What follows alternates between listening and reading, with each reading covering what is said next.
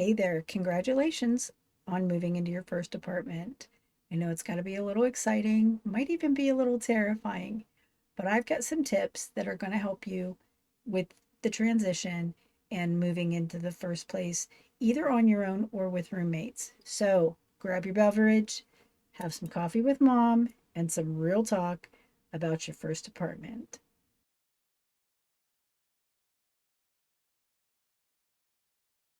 Section one, before you sign anything. Now, this section is going to have 3 tips on things to do before you sign your lease. Tip number 1, read the lease. Actually read it, the full lease. I know it sounds terribly boring. I know. Don't roll your eyes at me. I can hear it. But, you know, sometimes they hide sneaky little things in there, fees and rules, and you don't want to find out about those things after you've broken one of them and you're hit with this exorbitant fee for something you didn't know because you didn't read the lease. So, things that you should check. If you have pets, see if there are any pet fees, any deposits. If the deposit's not refundable, if there are any breed restrictions. Once you've figured out the restrictions on your furry friends, the next thing you need to do is look at the parking situation. Do you have a vehicle, first of all? Does your apartment come with a parking space? Does it come with more than one? Is it numbered parking? Do you have an assigned spot? Um, or is it just general parking for everyone? Do you have to pay extra for parking? Some places, whether you have a covered space or not, you do have to pay a fee for parking. Make sure that that's in there. Are you close to transit?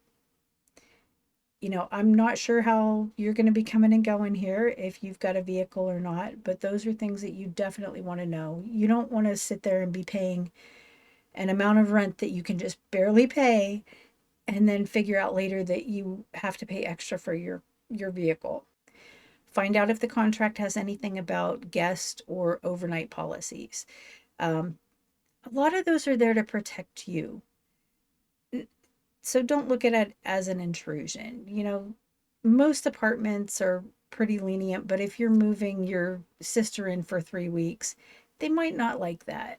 And also, if you're moving somebody in, a boyfriend, a girlfriend, a friend, um, and they've been there for a couple of weeks and they can establish residency and they can be really hard to move out when you don't want them in your apartment anymore. So just check and see what kind of restrictions that the contract has. Um, See what the noise restrictions are in the contract. Now, you're always going to have your city and your county restrictions. You may have some town restrictions, but a lot of apartment complexes or townhomes or whatever type of community that you're moving into can also have noise restrictions. Um, they may have different weekday and weekend noise restrictions. So make sure you know what those are. Um, Cleaning and maintenance requirements. So, cleaning your own space is obviously something that's going to be your responsibility, but you also may have some um, responsibilities outside of your apartment. So, say that you're on the first floor, maybe you have a little small lawn area or a patio that you need to, keep clean, or you can only have certain types of decorations. Those are going to be outlined in your contract as well. Also, if you're on the first floor and you have maybe a backyard, you may also be responsible for some of the maintenance in that backyard. Maybe mowing it. Is it fenced? Is it not fenced? Are you allowed to put up a fence? Are you allowed to have your pets out there? Do you have to share that space with your upstairs neighbor? Those are all things that are also going to be outlined in your contract. So, your second floor apartments or third or however high your building goes, they may have some restrictions on things that you can keep on your balcony. You definitely don't want anything near the railing that could possibly fall over and hurt someone, but there may be other restrictions on lighting or any other things are going to be outlined in your contract. I know I'm going to say in your contract a lot, so I apologize. This section's almost over though, so let's just go on with it. You may also have restrictions on holiday decorations. Some let you, some don't let you. So figure out what you can do and what you can't do. Just because you think that it's gorgeous, your neighbor might not. And you may not like their decorations either. So some of those things are outlined with some communities. Find out what your amenities are. Do you have access to a pool, a workout room? What type of community center do they have, or do they have one? Do they have outdoor spaces that you have access to while you're living in that building? And also figure out what may not be included in your lease. Is water included? Trash? Internet? Cable?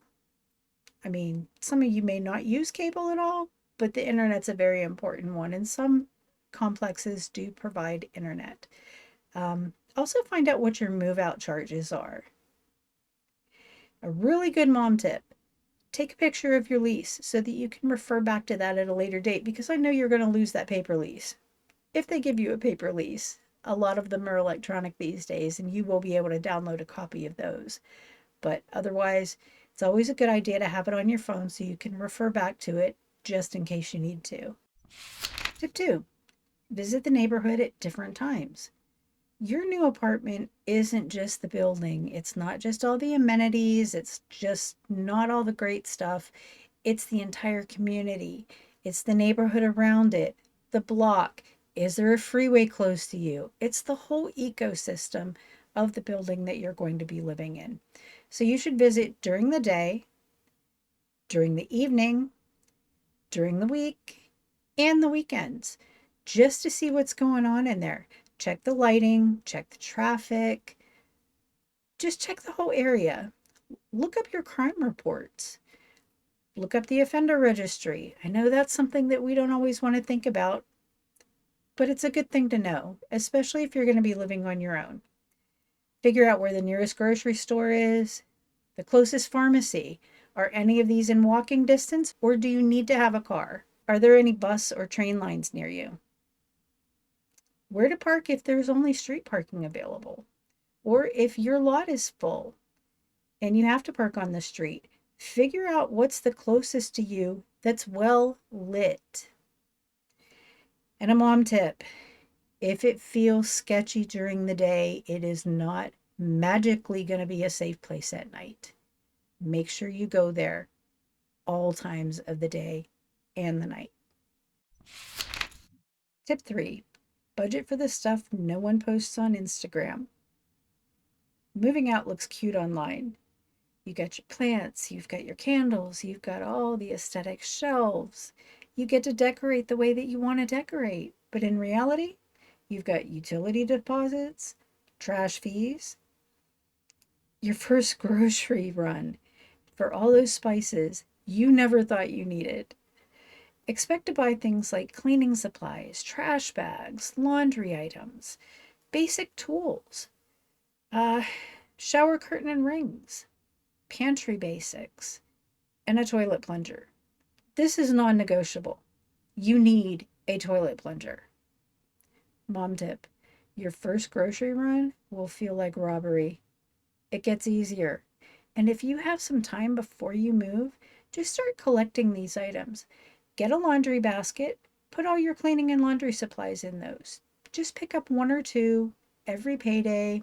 Every time you run to the grocery store, just pick up something small and put it in that basket. Same with your pantry items. And if you're planning on having a housewarming party, great. You can go ahead and make a list of things on an online store, and you can email those items to your friends and family so that they can pick up some of those things for you. Section 2: moving in. Now, this section is going to cover the process of physically taking over the space that you're going to be living in. Tip 4: do a full walkthrough and record everything. When you walk in for the first time, make a video. This is going to be your evidence of how the apartment was when you moved in. Point out every scratch, every dent, every crack, every place where the paint is chipped. Record your faucets. Turn them on. Make sure the water runs. You have good water pressure on every faucet in the house. Locks. Make sure they all lock. Windows. Open and close. Your refrigerator. Open the door. Check the seal. Do the same with the freezer. You don't want anything to be wrong with these items when you move in. And if they are, make a note of them and put in a repair request before you're responsible for them. Check your stove burners. Make sure that the shower pressure is good. I know I already said make sure your water pressure is good, but your shower is very important. And make sure that it has hot water in your shower. I mean, you can forgive a little in a sink when you're washing your hands, but you want a hot shower. Check for any leaks in your bathtub and your shower, especially. Also, I mean, I don't know if it's going to be a rainy day when you move in, but if you can, check for leaks on your window or if you have a patio door. Now, future you will thank you when it's time to get your deposit back. Make sure you save this recording somewhere safe. You can even upload it to the internet. I don't think I would post that on your Instagram, but you might want to upload it somewhere like your Google Drive or send it to one of your parents or a trusted family friend. Tip number 5, safety items you should always have. These are things that you should have in every new apartment. Some of your must-haves are a deadbolt for your front door, a lock for your own bedroom door, especially if you have roommates, window locks or a little dowel or just something to put in the door track so that it can't open and close, especially if it's a sliding door. Do that for all your windows as well. Make sure you have a first aid kit. A lot of people forget this, but you know, a first aid kit is always something nice to have. You should have one in your car too, by the way. Make sure you have a flashlight. Candles are great, but if you lose your power and it's a hot night, you want to have those windows open, and a candle might not be the best thing to have. So make sure you have a flashlight on hand. Surge protector for all your electronics. You never know when you're going to get a power surge, and you really don't want to have to replace that brand new TV you just bought. Extra chargers.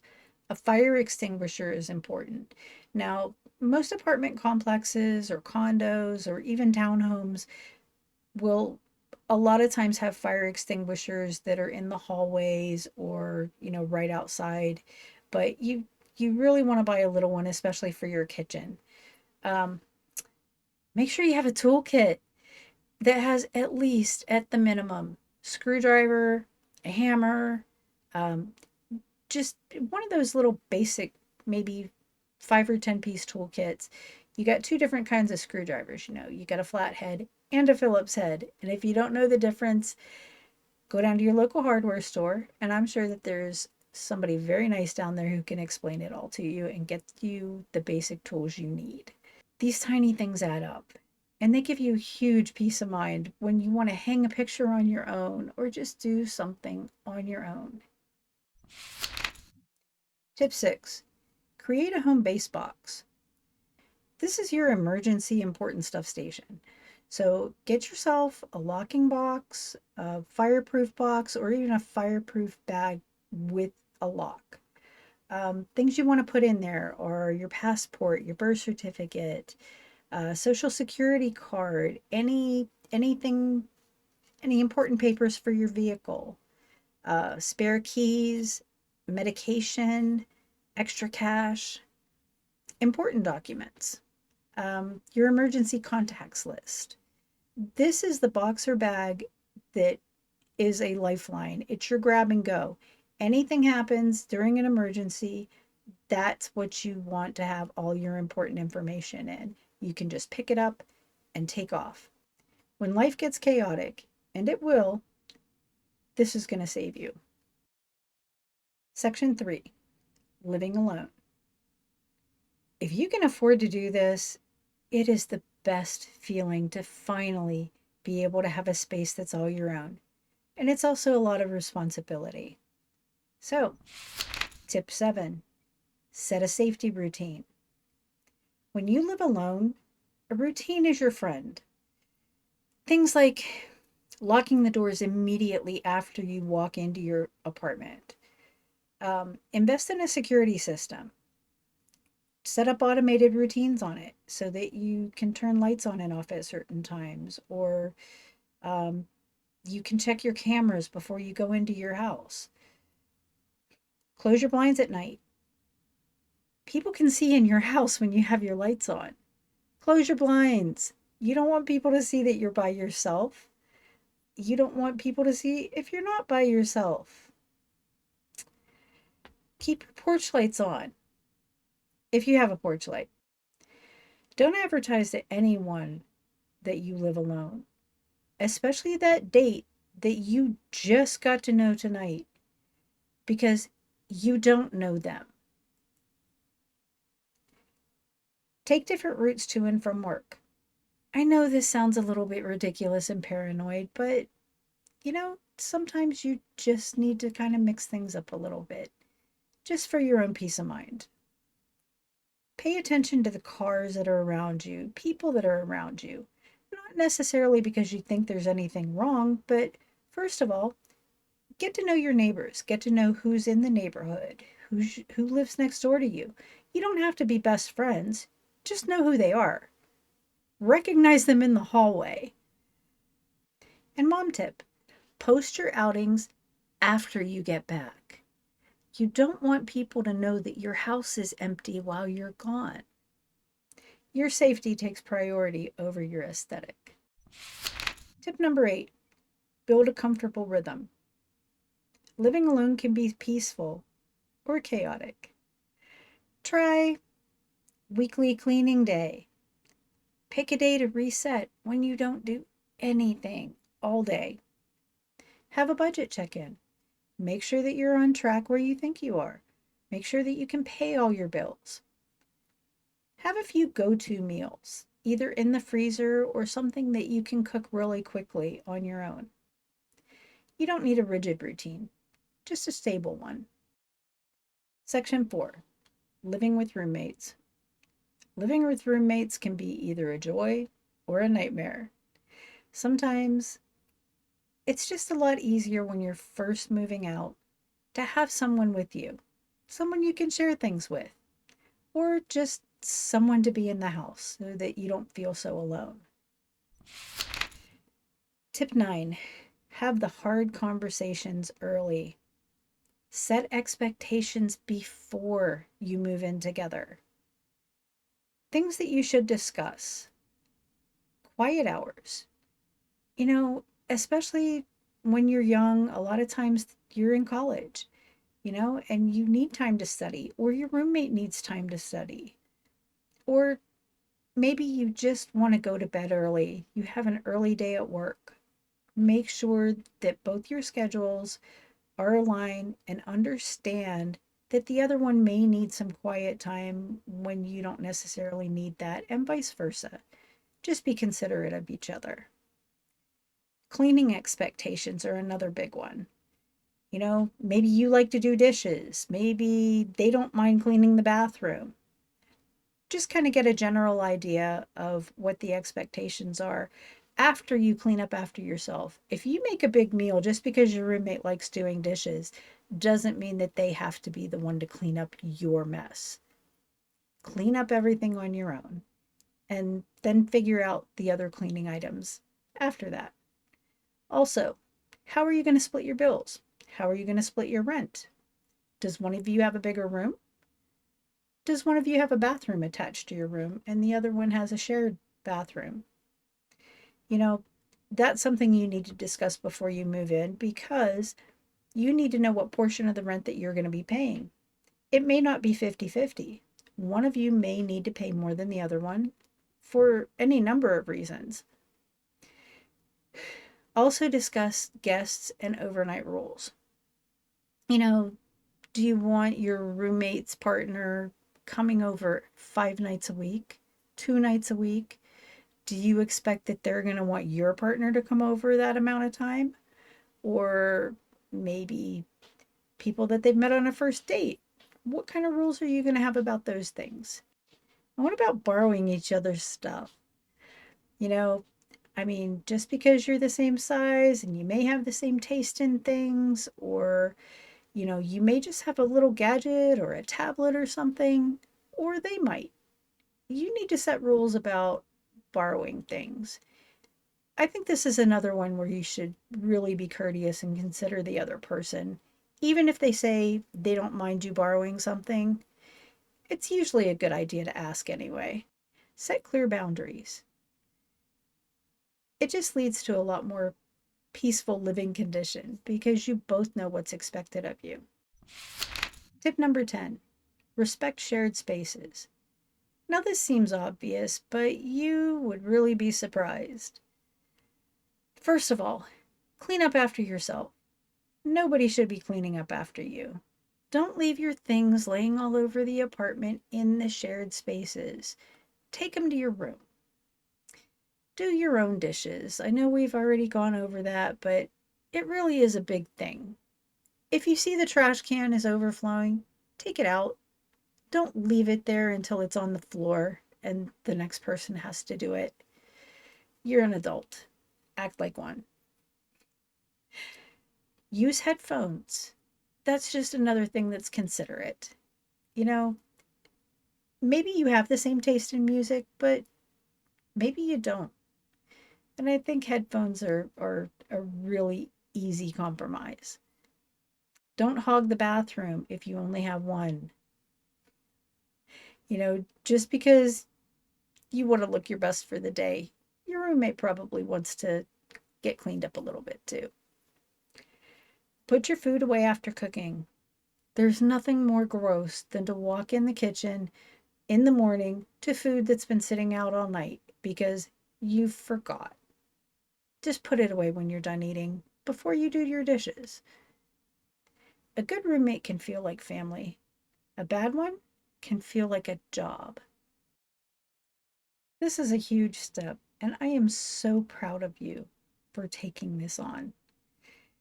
Whether you're living on your own or living with roommates, being out there for the first time just really gives you a sense of independence.